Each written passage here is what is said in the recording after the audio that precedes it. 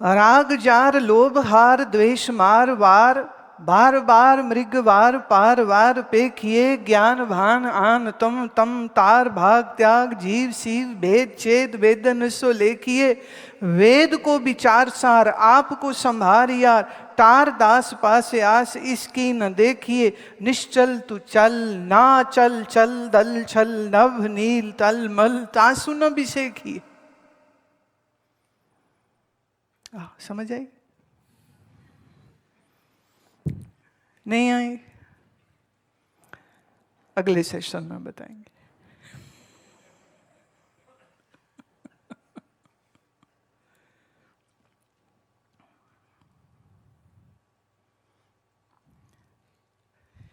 वो कहते हैं राग को जला, लोभ को हरा, द्वेष को मार और बार बार मार, बार बार मृगवार, बार बार इस मृग तृष्णा को मारो, पार बार पेखिए इस मन के पार क्या है उसको देखो, ज्ञान भान आन तम, ज्ञान के सूर्य को अपने अंदर चढ़ाओ और अंधकार को तम तार भाग त्याग, इस अंधेरे के तार तार करके इसको त्याग देवे, जीव शिव भेद छेद वेदन सो लेखिए, जीव और शिव में भेद है या दोनों अभेद है इसको समझिए, आपको संभार यार तार दास पास यास, अपने आप को संभालो और अपने आस पास के दास जो तुम्हें बनाए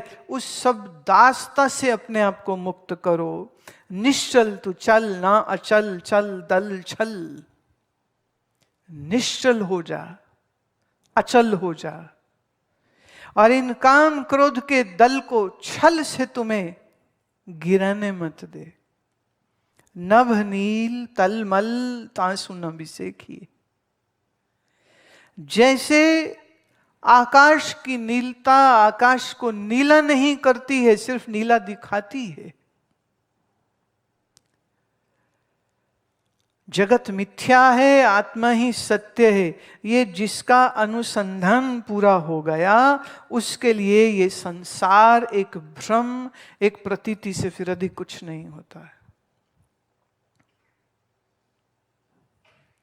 पर ये एक ही बार में तो सुनने से नहीं हो जाएगा ना, इसलिए राग जार लोभ हार द्वेष मार, मार वार बार बार मृग वार पार वार पेखिए। ज्ञान की बात है बड़ी विचित्र प्यारे, ये मोटी बुद्धि वालों को समझ नहीं आती। जिनकी बुद्धि में लोभ और आसक्तियां भरी हैं ये ज्ञान उनके लिए नहीं है। तो सुबह शाम थोड़ी आरती गा लो धूप दीप जगा के और फिर मरते रहो संसार के पीछे, उनके लिए इससे ऊपर कुछ नहीं होता। वेदांत ज्ञान की बारीकियां आसक्ति वालों के लिए नहीं है।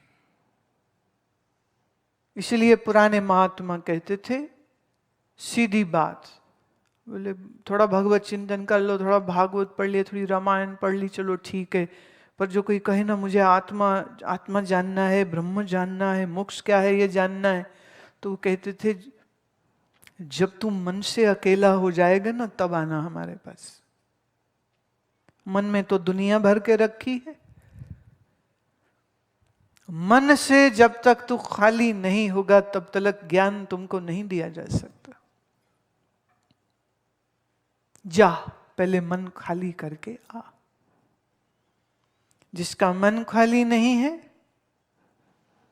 ये बड़ा सूक्ष्म विषय है, ये उनके बस का नहीं होता है। लोगों का जब तक संसार में सब कुछ लुटपुट नहीं जाता ना, शायद तब तक उसकी आसक्तियां ही नहीं छूटती, बनी रहती। आसक्ति तोड़ दे तो मन में कुछ जगह बन जाए, फिर ज्ञान विचार के लिए, विवेक के लिए, समझ के लिए। पर जिसकी बुद्धि में कचरा भरा पड़ा है, जिसके चित्त में भोग वासना भरी पड़ी है, उसके लिए तो यह ही नहीं।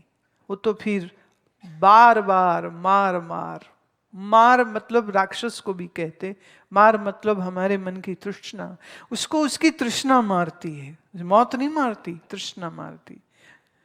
जिंदगी नहीं मारती, चिंता मारती है। लोग नहीं मारते, लोगों की आसक्ति मारती। एक महिला मुझे मिली, इकलौता बेटा है, पति की मृत्यु हो गई। बेटा जब तक ब्याह नहीं था बहुत अच्छा था, ब्याह गया तो हो गया दिमाग खराब। मां के थप्पड़ मार मार के जमीन जायदाद के कागज छीन लिए। मैं क्या करूं, क्या करूं? वो मुझसे पूछे, मैं तुम अपनी ममता छोड़ नहीं पाएगी, इसलिए तो कोई सख्त कदम उठा भी नहीं पाएगी। पर मैं एक ऐसी महिला को जानती हूं, इकलौता पुत्र अच्छा नहीं निकला, लोभी निकला।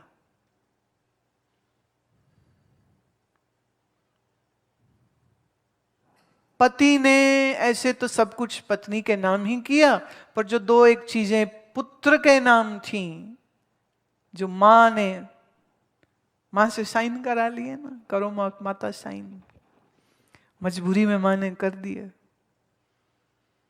आंखें तरे रही। उसने एक वकील से बातचीत करी। सुप्रीम कोर्ट की यह जजमेंट है, जो बेटा बहू माँ बाप की सेवा न करें, उनको दी हुई जायदाद भी माँ बाप वापिस ले सकते हैं। इस सेक्शन के आधार पर इस माता ने अपने पुत्र पर केस किया और कोर्ट बेचारी बड़ी ना, करोड़ों केस हैं, लदी पड़ी है, बट समहाउ इस केस में फैसला भी 3-4 साल तो लगे, पर 3-4 साल बाद फैसला मां के हक में हुआ।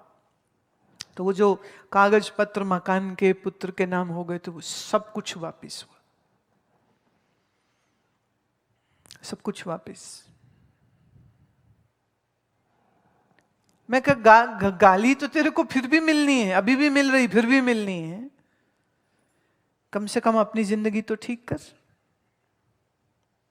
इसलिए मैं ये बात देखती हूं कि कोई किसी को दुख नहीं देता, आपकी आसक्ति आपको दुख देती है।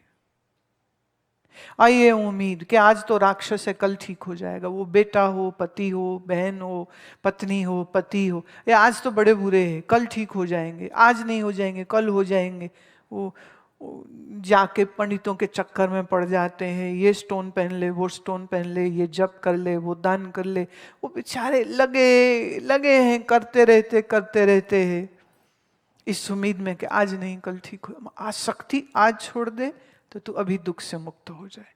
आसक्ति छूटती नहीं।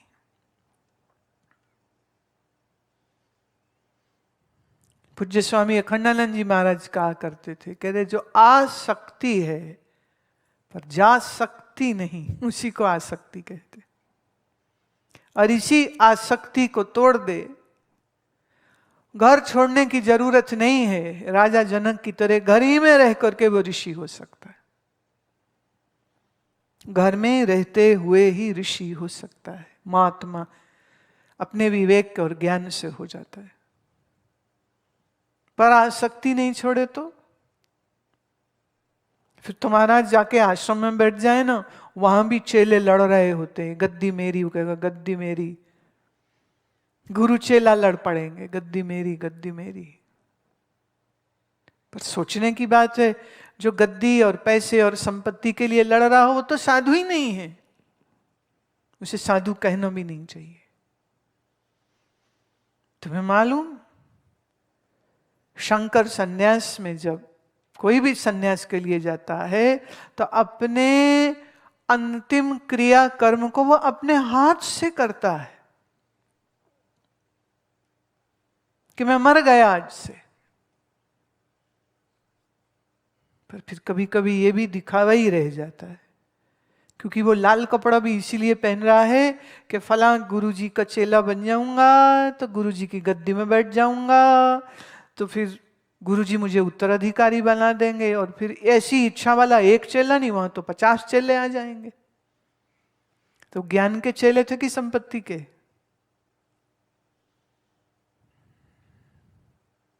ज्ञान से दूर अज्ञान में भटक रहा व्यक्ति, गृहस्थी हो कि साधु हो, दोनों के हाल खराब होते।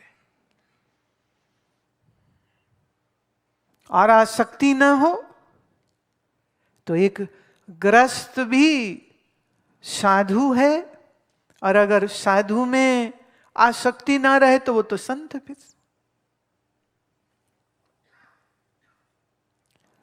और इस संसार में संतों का बीज नाश कभी नहीं होता है। अगर तुम्हें कोई साधु नहीं मिला तो तेरी फूटी किस्मत। ये मत कहे कि संसार में साधु नहीं रहे हैं, पर मिलेंगे तो उसको ना जिसका सौभाग्य होगा। जिसका सौभाग्य नहीं, उसको वही मिलेंगे जो चेला चाटी के चक्कर में, लोभ में ही फंसे हुए होते। तो अपने मन पे काम करिए ना। क्या करना है? राग जार लोभ हार। राग को जला दो, लोभ को हरा दो। वार वार मृग वार पार वार देखिए। इस मृग तृष्णा से बाहर, जिसने सारे संसार को कल्पित जाना, वो किससे राग करे और किससे द्वेष करे? दोनों फंदों से वो मुक्त हो जाता है।